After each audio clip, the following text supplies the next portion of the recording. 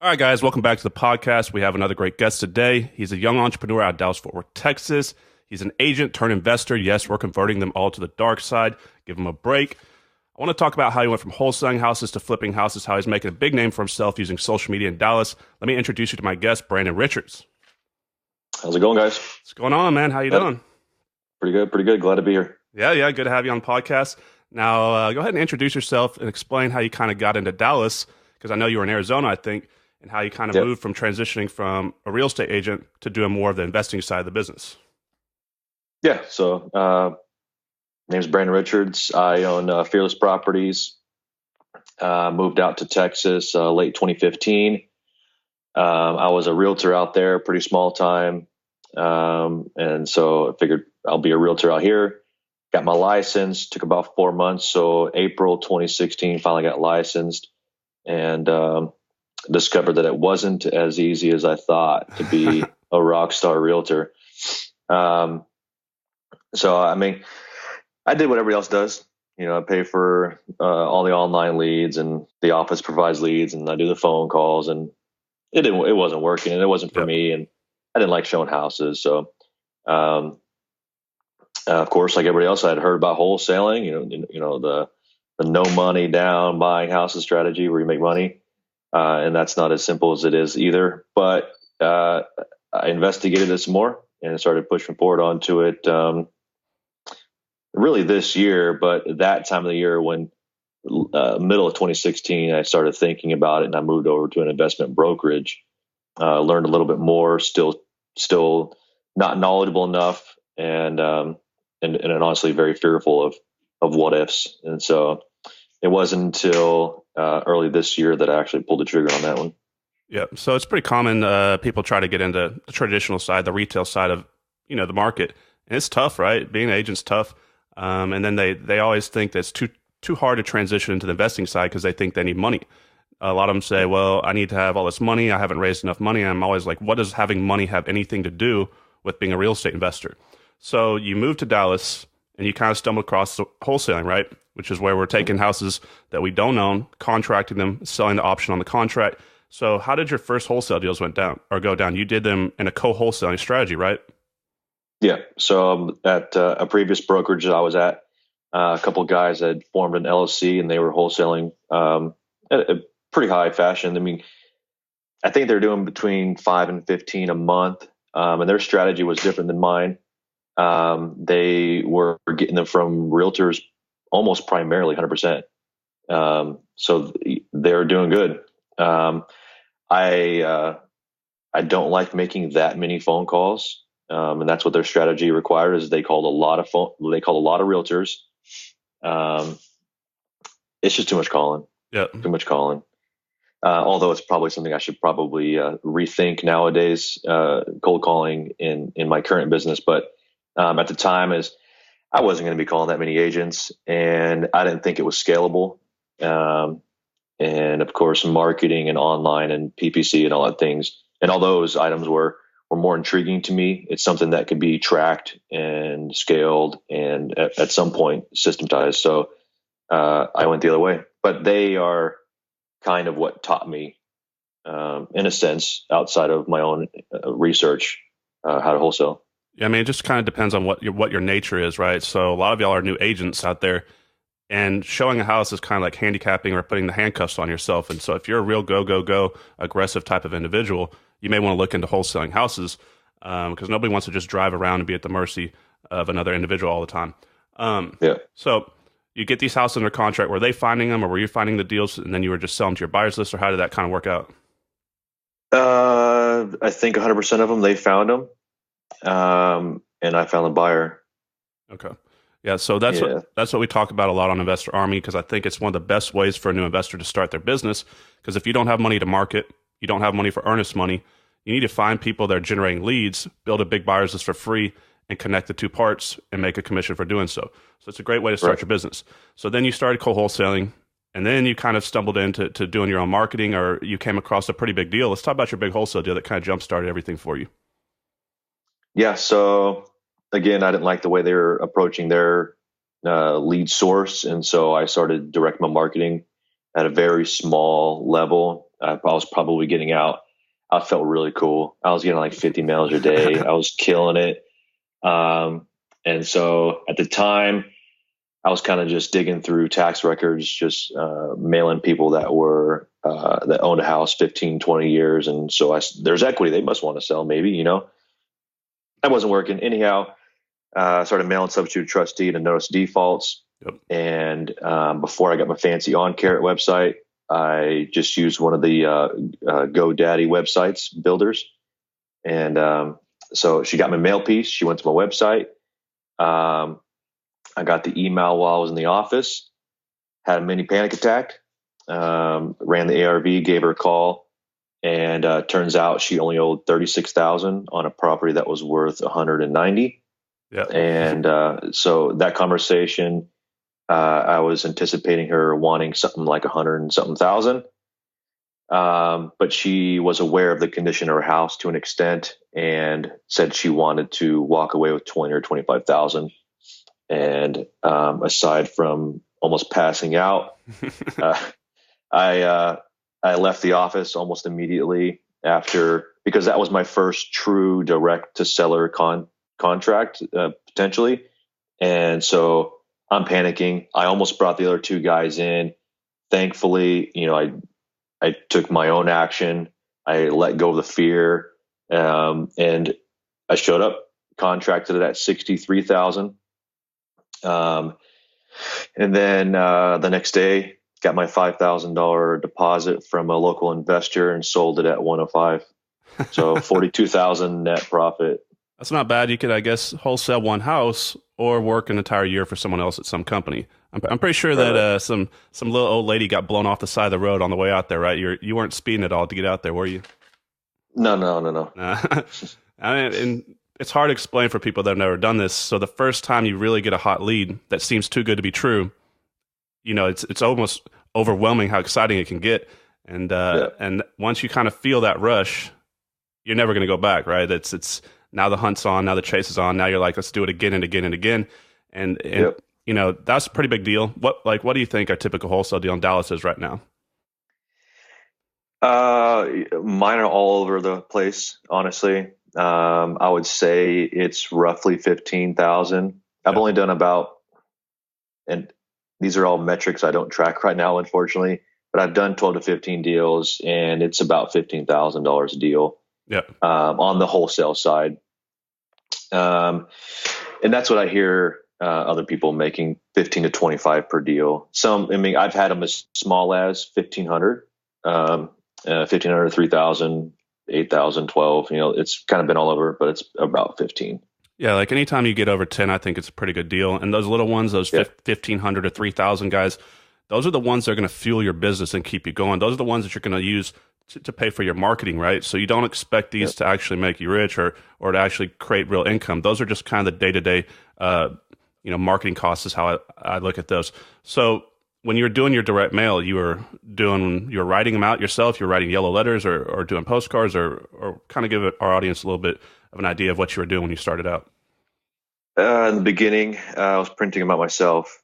And that was, at the time, I was like, man, I got to find like the perfect verbiage. Is it a letter? Is it a postcard? Is it yellow? Is it handwritten?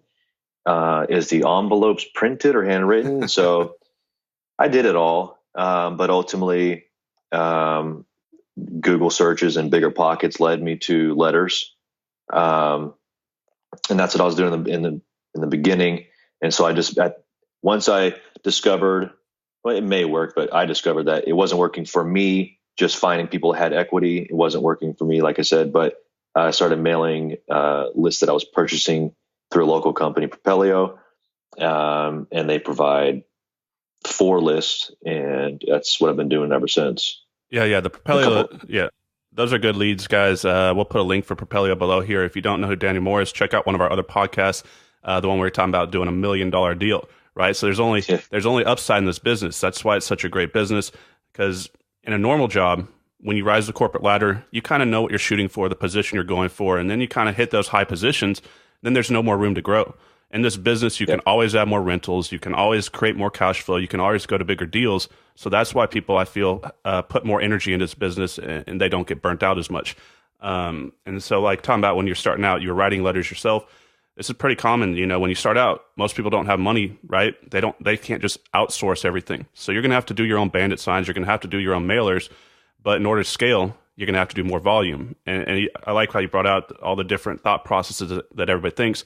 What type of verbiage do I have on there? Guys, it's about touches. It's about how many letters you can get out there. I wouldn't be so concerned about, all the little intricacies of what your message says until you kind of are doing mass volume. Just try to get more touches out there. So you did that big wholesale deal. Did you go on, continue on wholesaling, or did you jump into rehabbing? I know you're flipping houses now. Or how fast did that transition go? It was literally the next lead. I got hard money on it. Yeah. So kind of talk about hard money. So what type of hard money lender did you use? Did you have to leave skin in the game? Did they want you to leave money in there? Or because a lot of wholesalers think they can just go find a 70 cent on the dollar deal. They find a house for 40 and needs 20 in repair. They're like, well, my hard money lender said they're going to give me 70 cents on the dollar. And they think they don't have to have any of their own money in the deal. But it doesn't always work that way, does it?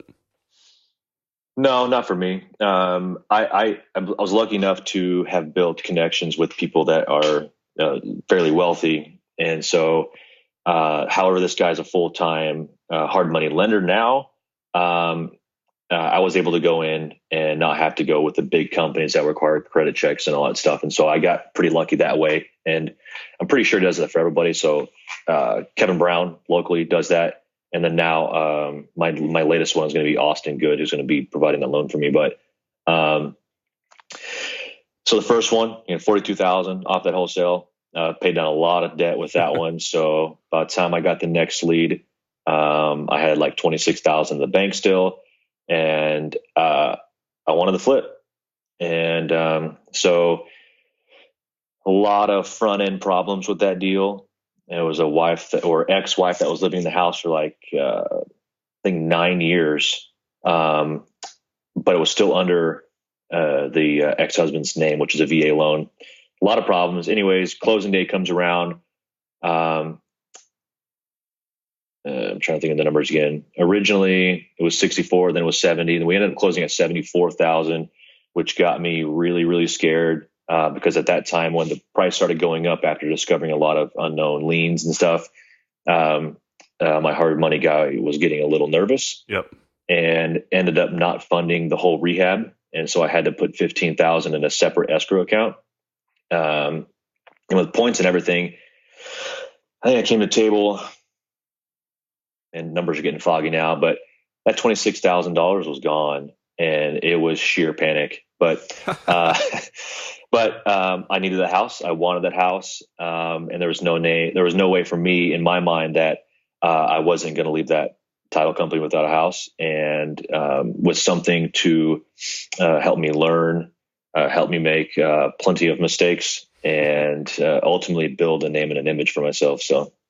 Yeah, guys, so you got to be careful. When you contract these houses and you're dealing with people who have back taxes or missed payments, they're going to have attorney fees, and they may be telling you what they think is right, or they may be misleading you on purpose. But a lot of times you get to the closing table and they could have an extra $6,000-$10,000 of fees in there that you didn't know they have. And if they don't have the equity in the house to cover it and they can't pay it out of pocket, who's got to pay it? And then you got to make a split decision. You've already committed in your mind. You've already lined up the lender. Everything's already in the process. And so you got to decide if you're actually going to close on that deal. So I always like hearing about people's first flips because everybody makes a ton of mistakes. It's a learning process. And we always do it the absolute worst way possible, it seems. So kind of explain what happened here. So you had some headaches there, or you did the work on your own, or? Yeah, a lot of headaches. So yeah, at closing, at title, I'm sitting and I'm signing. I'm panicking because I just realized I'm putting down like all my money. And so I call my lender real quick. Hey man, can I get this net funded? Can I have these points rolled into that escrow? And thankfully we were able to do that. So I was able to leave the title company with a little bit of money in the bank and not so much stress. And then I get into the house, and my interior due diligence was good. I knew my rehab was going to be around 30, but I'd never jumped on the roof. Jump on the roofs. Because I got on the roof, I knew I needed shingles, but I didn't know I needed a full decking redo. Yep. So that was my first problem. My foundation estimate, I never got one beforehand, but I had a pretty good idea what it was going to cost. So I was pretty solid on that. But in the story, I mean, cut the chase here. I ended up doing 85% of the work in the house. So all the big ticket items like the foundation, the roof, electrical, plumbing, that was all contracted out, of course. But everything else, I mean, I was replacing windows myself, the flooring, the bathrooms. What else was I doing? I was building walls. I was pulling studs. I was pulling insulation. I mean, anything you think about in the house, it was a full gut job. It was me doing it. I was hanging drywall, which I'd never done before. It was fun. Yeah, guys, you don't want to do your own work. We've all done it. No. But you think it's, because you're not bringing in a lot of money at the time. So you're seeing it as, I'm going to save more money. And you have to do it sometimes just to get your business going. But the other thing is, it's really important. Check your roofs, right? I got lucky, really lucky one time, and bought a house. The roof had been put on like a year before. And it looked fine, but it had massive hail damage. It looked like a brand new roof. And I got lucky that house got claimed. It was an $18,000 roof claim. And I got super lucky. Just because it looks in good shape from the ground, you got to get up there and walk the roof. And what he's talking about with the decking issues, even though the roof may look nice, and a lot of times these homeowners try to cut corners before they sell the house, they do what's called a layover, or they go and just replace a roof and they don't want to replace the decking underneath. So if you see some sways and some buckles in that roof, I mean, you just got to bring a professional out there before you close on the house. And I think, a lot of people just don't want to bring someone out there because they're scared if they do, they're not calculating that $4,000 to $6,000 in costs there. And they're scared that if they bring someone out there and they tell them it is bad, it's going to kill their deal. And they'd rather just close on it and then figure it out later, right? As if it's not going to be there. So even though you did all that work on your own, is real estate forgiving? Did you make some money or did you get your ass kicked? No, I made some money. Right. I made 27,000. We'll just throw that out there. That's a little more. It wasn't. That's a little more than some. That's pretty good, right? I think a lot of people want to make $27,000. Yeah. So made a lot of mistakes. I went through 5 plumbers. It was like 2 or 3 electricians. I mean, it was a roller coaster of emotions. I was there 6 to 7 days a week. It was 8 to 12, 16-hour days. I mean, it was, and keep in mind that I had never done anything like that. I literally had no construction experience. The first thing, or the only thing I've ever built my whole life was a doghouse. It was an awesome doghouse, but it was the only thing I've ever done before. So yeah, I mean, I guess I made it happen. It was all in from contract to contract, or contract to close, was about 126 days. So as far as hourly wage, I made like $3 an hour probably, but I was pretty happy at the end of it, of course. Yeah, well, that's still pretty quick. I know a lot of people that hire, GCs out and have people do it, and it still goes a lot longer than that, the first house they do. So you went from a dog house to fixing up a real house. What do you think it was? Do you think those plumbers and electricians, they just knew you were new, or what were the headaches with them? Because I think a lot of new investors don't realize they have a target on their back. And if you don't know what something costs, and you don't, they're going to realize real quick. They come out there and they test you. They're going to drop buzzwords on you. They're going to, they're kind of pry stuff out of you to see how knowledgeable you are, because they know if you're a new investor, they can gouge you. So was it just that they were trying to take advantage of you, or what really happened? It was a little bit of all of it. The first guy was good. He said he was licensed. It turned out he was licensed, but not under a master plumber. So once permits started being thrown around, he was like, "Oh crap, I'm out of here." And I had a city inspector walk in the door one day, and he ran out the back door.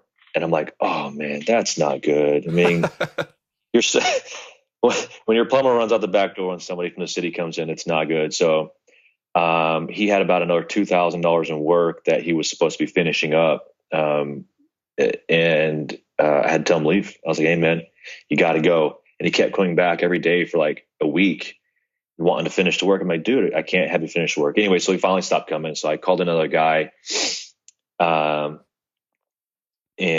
What did he do? They showed up, did a pressure test, and they never came back. I'm like, "Dude, I want to pay somebody to do this. Why aren't you coming back?" So just ran his business poorly. Another guy was just far too expensive. And then ultimately got another referral. He ended up being a little pricey, but did the job well and got it done in a fairly timely manner. But it was a nightmare. Yeah. Nothing makes you feel better to see your the guy that you hired. You're paying a bunch of money. You're supposed to trust him, and then he flies out on you when the inspector shows up. So the inspector cuts Yeah. you a break, or do you kind of? Because sometimes you get these guys that think they're hard asses and they really want to stick it to you. Some of them are anti-investor. Some of them understand what we're doing for the community and they like it. It's really just the luck of the draw. I've had some that kind of just literally attacked me and tried to make my life hell, and others were just pretty cool. So how did that? What did he? Did he kind of jump on you? Or Uh, he was pretty cool. it was all right. Yeah. Well, the problem was I had the roof coming off in the middle of the week, and and honestly, I didn't know that the roof needed a permit because the shingles, I know you definitely don't. And now, of course, I do know. But when they pulled the decking off, I didn't know that required. I forget what the permit is now, but it required some sort of permit in the city of Mesquite. And so when he saw that off, he was just doing random drive arounds, and he's like, "Hey, you got a permit for that?" I was like, "Permit? What do you mean permit?" And he was like, "Hey, you mind if I walk around the house?" I'm like, "I don't know." I mean, in my mind, I'm like, he works for the city. I can't tell him no, I don't think. And I was like, "Yeah, let's go walk around. Awesome. Let's do this right now. Cool."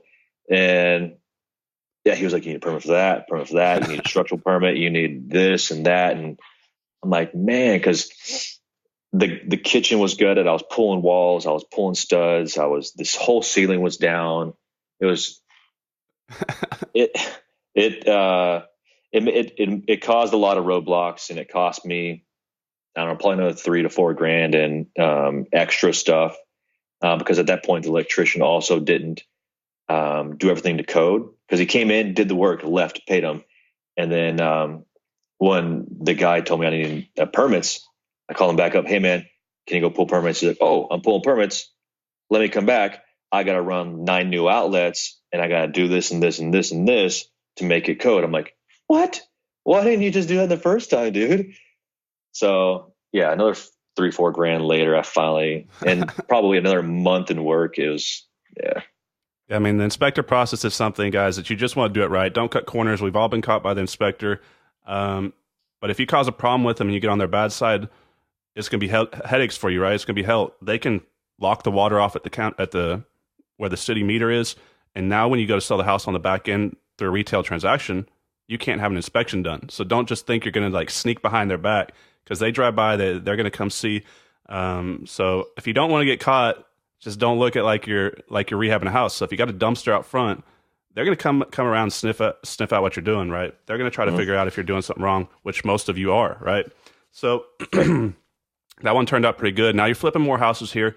How are you finding these deals? I think a lot of new investors are struggling to find deals right now. You still doing direct mail, or I know you've been pretty active on Facebook.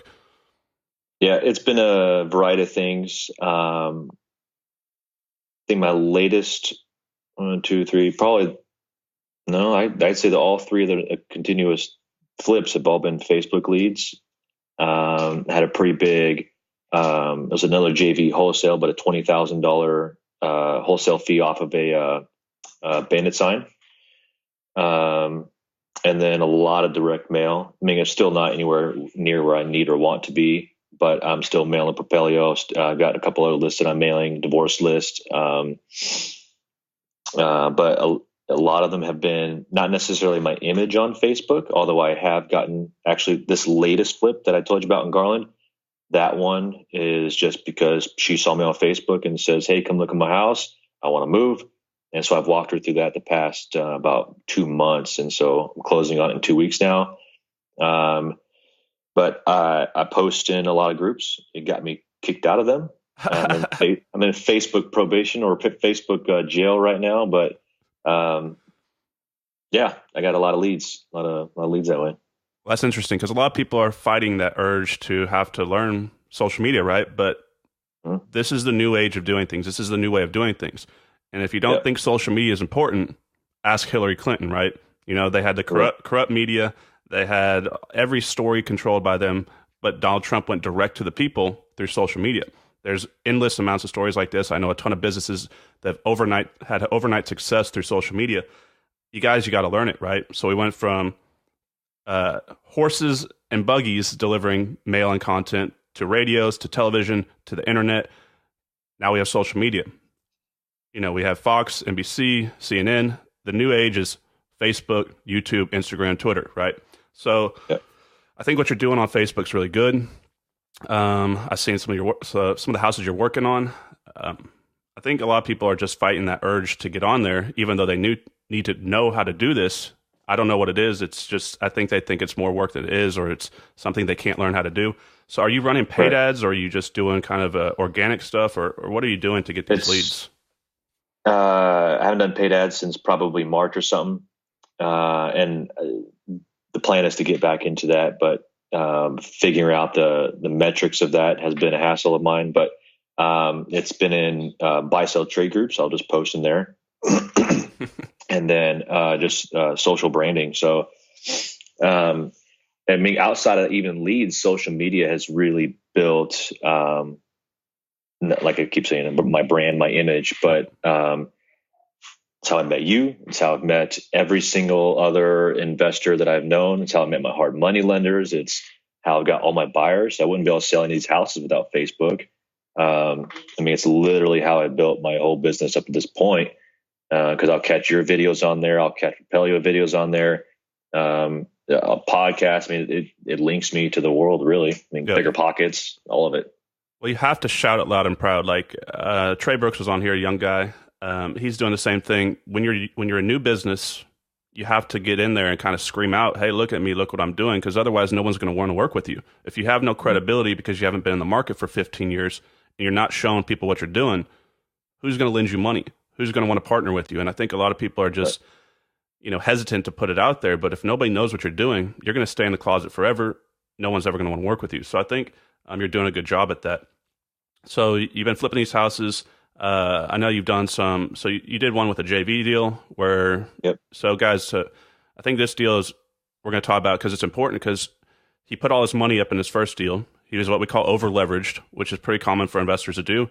And then another really good deal came up. But you had no money to close on this deal. So how did you kind of get that one done? Yep. I pulled a lead in, called a buddy of mine. I said, "Hey, man, last time we spoke, you said you wanted to lend on my next deal. You want to lend on this deal?" And I told him I had no money. All my money was in this house. He's like, "No, man, I can't give you the money, but let's split it. Let's JV and tell me numbers." So I told him the numbers. He funded the purchase, the rehab, and he brought in all of his own contractors and for fun and just to make myself feel like I was actually providing some sort of value to the transaction. Me and my girlfriend Ashley, we did the flower bed. Ended up being like a $900 flower bed, but it $900 with a significant upside is pretty important to me. So. Well, it just shows the power of having the deal, right? Right now, guys, in a hot seller's market, inventory levels are low. If you have the deal, you're going to find the money somewhere, but you can get paid a lot. He barely did anything on it. So what did that do? I mean, as far as seeing how little work you had to go into it, put into it as compared to those first deals you did where you're doing a lot of your own work, it kind of shifted that process thinking, hey, maybe I need to hire some GCs to do my future jobs, right? Exactly. Yeah. I realized that I'm going to get a sizable check without doing much of anything. And I mean, I knew it before, but seeing it and feeling it and being able to go on vacation and to free up time. Because on that first deal, I was slacking on my marketing. I was slacking on family life, free time, and everything. It was ruining just about everything I had set up to that point. And so when that was going down, and I'm going over there 2, 3, 4 times a week just to go take a look because I was nosy like that. I was like, man, this is kind of cool. I mean, this stuff's getting done. And I'm never here. I don't have the headache anymore, as big of a headache. And so when my next deal came in, I was like, I'm not touching this thing. And so that lead came in, I think it was Facebook or something, or direct to my website. I forget where, but anyways, I didn't get a great deal on it. The lender didn't fund the rehab on that one, but fortunately I've made some money now. And but anyhow, he funded the purchase of it. I got a GC involved, and 8 days later, it was done. Me and the family, we went to Oregon and Washington while they were working on the house. Answered a couple texts on problems they were having over there, and outside of that, made my last payment to the GC while I was in Oregon still, and came home to a finished house and didn't do anything.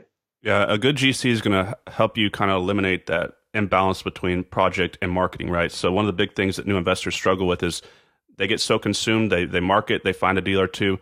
Now they're dealing with these projects, they're trying to get them done, and then a few months later, finally when it sells, now they start their marketing up. This is why they can't get that consistent deal flow from month to month. You have to always be working on your marketing, but if you're spending 4 or 5 days a week at your rehab, that's taking up all your time. And so you got to not look at the front end, but the overall picture, right? So a lot of people think if I hire a GC, I'm going to have to pay this person $7,000 to $10,000 more or $5,000 more than if I sub it out myself and hire these guys on my own or do the work on my own.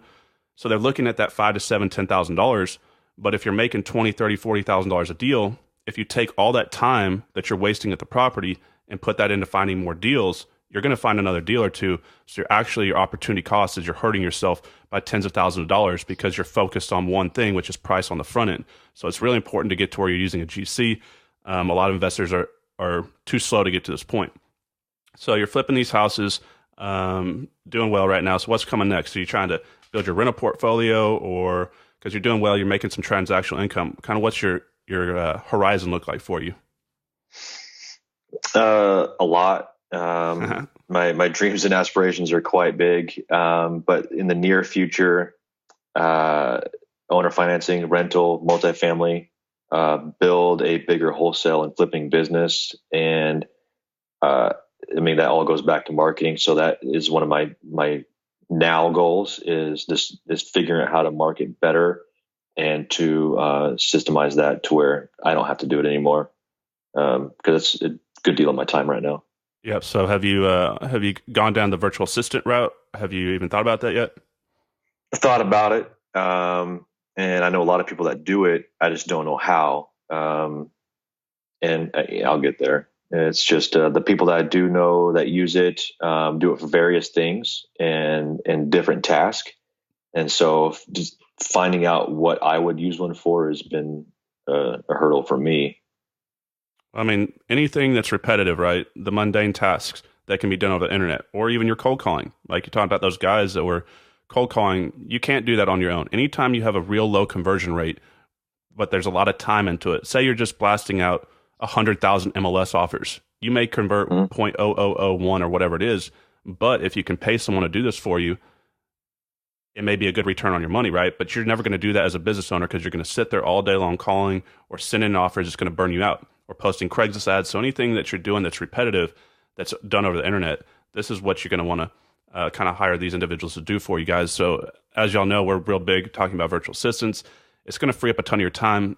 And once again, it's like people are like, well, I don't have enough money to do this. Well, you have to look at it like this. You're paying someone. So if you're even working for $10 an hour and you're paying them $5 an hour, you should be excited to pay them because every hour that you pay them, you're putting $5 in your pocket. Plus, you're basically helping someone have an income.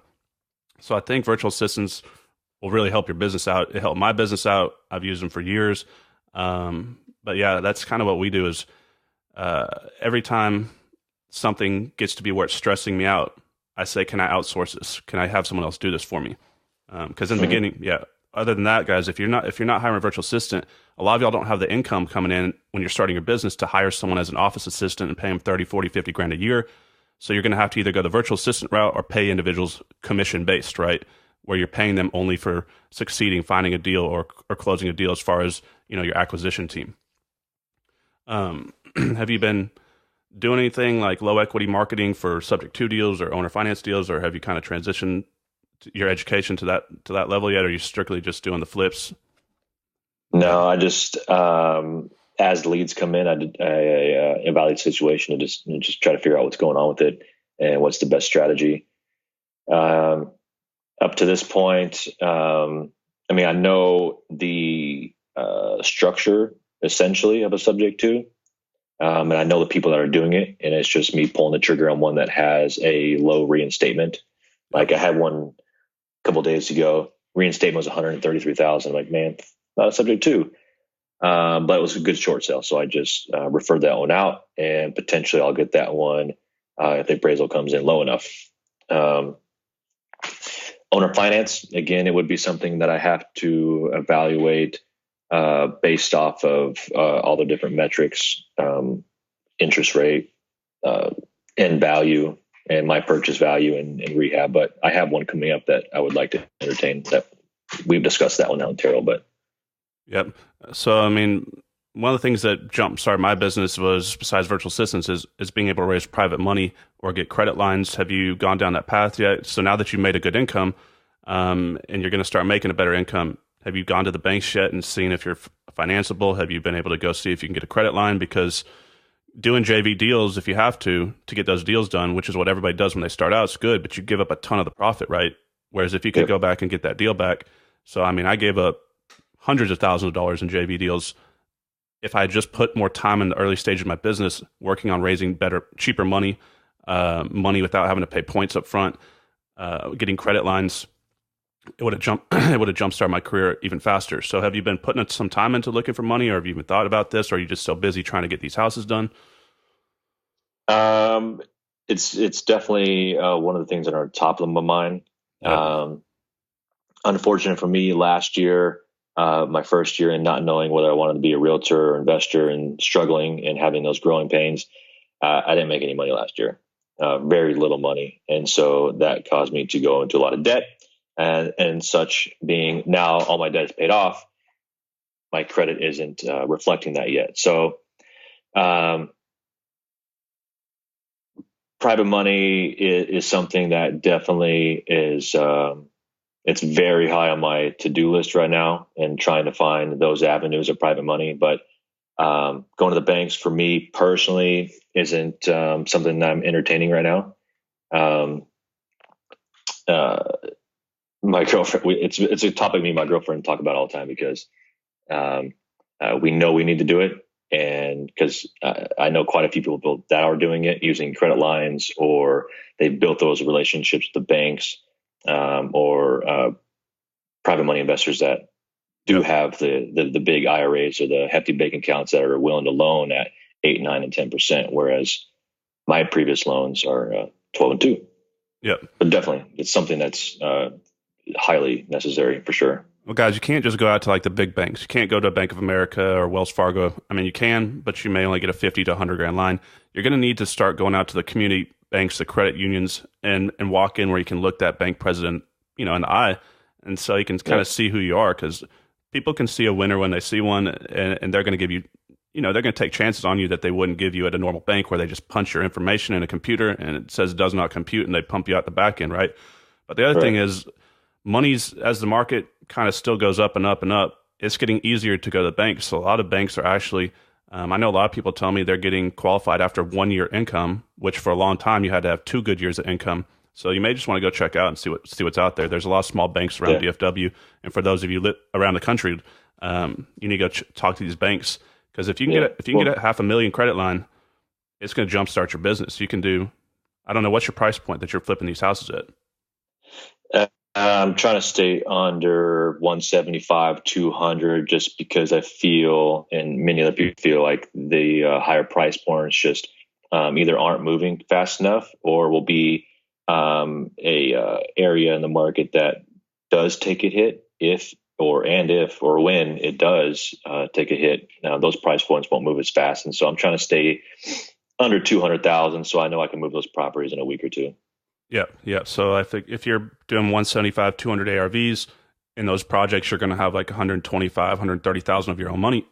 So if you can get a $500,000 credit line, you got 3 bullets to work with. 3 different houses you can do at a time. But guys, be careful. There's a lot of these companies out there that say, online, get a 50 to 250K credit line, unsecured business line of credit, guaranteed. They're not going to give you a credit line, most of them. What they're going to give you is business credit cards. It's going to be a broken down of 7 to 10 cards, and you're going to have small balances. They're going to have high interest rates. You're not going to be able to pull the cash off, even though they're going to tell you. So you want to get an actual credit line from the bank. So just be careful doing that. That's one. Yeah. I was just saying that was something that we're positioning ourselves to be able to do because up until about a month ago, maybe 2 months, we were with Bank of America, and I've been with Bank of America for 10 years. I run my other business out of Bank of America on my merchant services. But we just moved this business, the real estate business, over to Resource One, which is a local credit union. And so here shortly, once a couple of these transactions close, we'll move all the cash over there. And Yep. it's and actually favorable to us. Ashley used to work there for almost 9 years. And so we know all the higher ups. And so it's something that we're definitely moving towards. And so, yeah, credit unions is where we were trying to push. Yeah, that's important what you just said there, guys. So if you're willing to go in and talk to these bank presidents or these small banks, and you're willing to move some of your cash over there, not just a little bit, a few grand, but if you're moving 20, 30, 40, 50 grand, that may be what they're going to ask you to do. So if you can move that over there, they're going to work with you a lot more. And the guys, once again, on those credit line companies, they're just going to go apply for business credit cards for you. Don't pay someone $3,000, $5,000, $10,000 to go apply for your credit cards. You can do that on your own. Because if all you can get is credit cards, you still can be beneficial. Just be very careful. I built my business out of debt with credit cards. So, but I also almost went through bankruptcy because I didn't do it the right way. So just be careful. But credit cards can really help with the gap funding. As far as the gap funding, I mean, so say you're borrowing money to buy a house, and they only funded, you need 110,000, and you only got 98,000 from your lender. You got to fund that $12,000 gap to finish the project, right? Sometimes there's extra costs that go in. So that's what a credit card can do. It's good for getting materials and supplies to the property. So I'll just look into that. So Brandon, appreciate you coming on here. I'm excited to see what's coming from you in the next few years. I'll follow you on Facebook. Guys, if you want to reach him, how can they get a hold of you? Can they find you online, or what's your company that they can reach out to you online? Facebook or email is probably best. But if you have Brandon Richards on Facebook, I'm not sure what the exact link would be, but my face is always on there, or some nice car. I use my profile picture as like a vision board for myself, and so there's always something new and nice on there. Or I'll revolve my face, or Ashley's face, or my kid's face on there. But yeah, you can find me on there. Fearless Properties is my company name. Or you can shoot me an email, info@wepaycashforhouses.dfw.com. Yes. Long one, but it's fairly easy. So when those cars actually become yours that are on there, you got to let me know so we can go out there and have some fun. Yeah.